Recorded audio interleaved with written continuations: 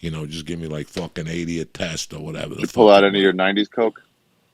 Nah, that shit's gone. It's been I'm 13 going. There's got to be years. one pocket in there that No, nobody because knows remember I about. had the nose surgery? That's I where had they the found nose everything. surgery. And that's when they found the hidden treasures and the big That's what's his snots name? and the Like, coke rocks. who uncovered the tomb? There was nothing in it. You know what my doctor's name was that did the surgery? Dr. What? Line. Dr. Line? That was his name, You're like, Dr. well, Line. I'm like, you're my perfect fucking get your doctor. straw out, Dr. Line. And Because he you're knew about it too. After the surgery, he's like, man, you had some weird stuff in there. I go, I know. 27 years of doing blow. You're going to find Hoffa or his cousin. You're going to find something in that fucking schnoz. Look at the size of it now. And I lost weight on my face. It's even bigger than ever. I look like an angry Jew now and shit. That's right. That always give me shit for having a big nose. What about Diaz? Everybody overlooks Diaz. Fuck. Yeah, this weight loss is, it's been great. Listen, I'm having a great time, Ari. I got to be honest. Listen, if you want me to tell you, I was telling Mike, I miss the good people from L.A. I miss the Jerry Roaches and the Steve Simones. Jerry Roach, yeah. And the people that just had no malice in their heart. I don't miss the desperation. I don't miss talking to fucking agents desperate there. and managers. God damn. I don't miss that chatter. A couple weeks ago, a friend of mine called me, and she's like, I think you would work well with these people. They manage a lot of podcast people. The 10-minute call was brutal. Ari, Really? listening Phoniness? to him, just listening to the guy, I finally just hit fucking end. And I text the guy, and I said, the phone call went down. Then he kept texting me back, when are we going to meet? I don't want to meet. I don't want to see nobody. You just hear them talking, that Hollywood way of talking. And you're just like, that Hollywood way of talking, I'm done. Like, I've detoxed now to the point where I look at comics, and I can tell what the fuck their problem was. I could tell if their dad molested them, if their uncle stuck a finger up their ass, if they got beat up. Like, now when I see a comic, I'm like, oh, this goes back to this. Like, I'm so far away from that realm of L.A. I got nothing against anybody. I still love the comedians I loved. I love, it's just that L.A. itself Brad, infected. I love everybody. People got soured. It Normal, did. good people got soured. It did. And they felt like they had to, like, do this. Oh, I got to go talk to that guy. He's a big guy. It's like, but this guy's your friend. This guy's a fellow fucking Yankee fan. You'd rather talk to this guy. But that guy's on a show. Like, that's not, you're not that guy. You're not that person who would choose that over that. And yet, everyone felt like they had to. It got sick. It got really sick. You remember when we first got to the store in 97, 98? It was, 99 for me. It was a fucking rat hole. Nobody cared about anybody. Nobody's doing shit. Nothing. But remember Everybody those was older genuine. guys? Do you remember those older guys that hung out? Yeah, sure. I remember even then looking at those guys and going, I don't want to become one of them. I don't want to become one of them.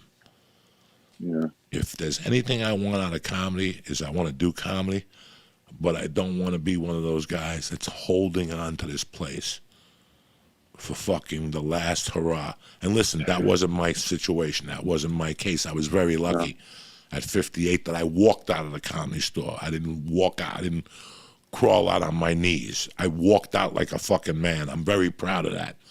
But at the same time, I put my 30 years in.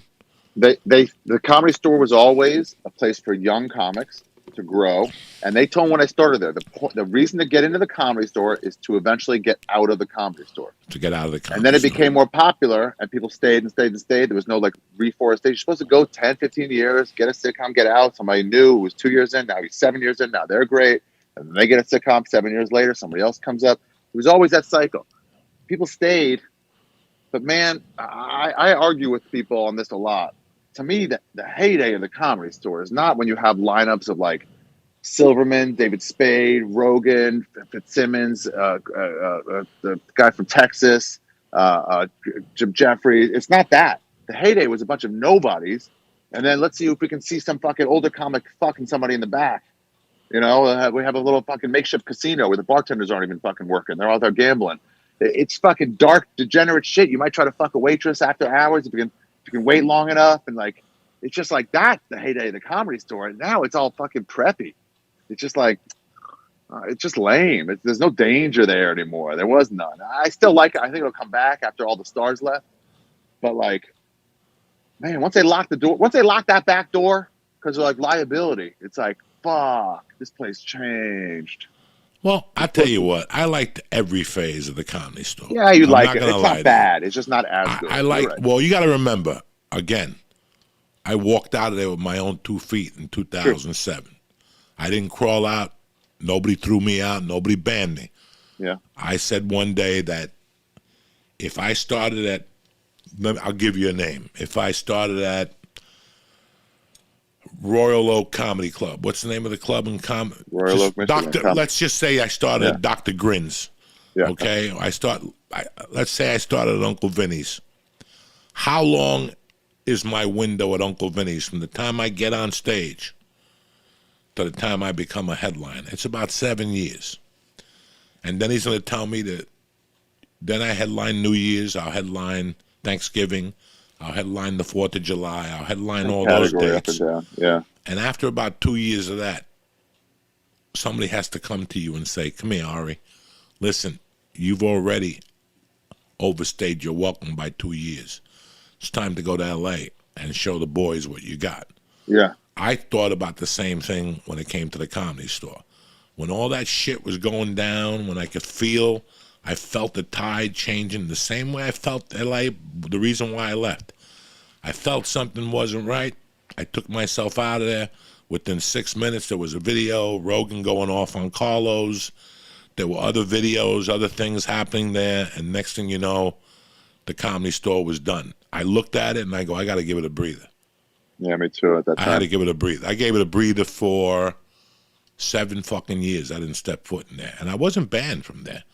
No, I mean neither. Nobody. I spent about 2. It was the same thing. I drove by on my way home. I lived like down the block, so I drove by and I was about to pull in. It was after that time where they just like for whatever reason they decided to ban Joe Rogan for whatever the shit is. But like after that Mencia stuff, we were like the height of the comedy world for about 2 days. Todd Glass like I didn't have internet where I was. I had to run to my manager's office so I could watch that video. It was so for 2 days everybody's talking about it, and then they go, we're banning Joe Rogan. I just felt disgusted by it for a minute. It wasn't even a decision. I just pulled in to come in and I go, I don't want to be here. And I just kept driving, went home, started going to the Improv more. Every time I drove by, I mean, I lived like literally a block and a half away. I just felt like, blech, for about 2 years. And then I was like, I didn't feel blech anymore, and I went in.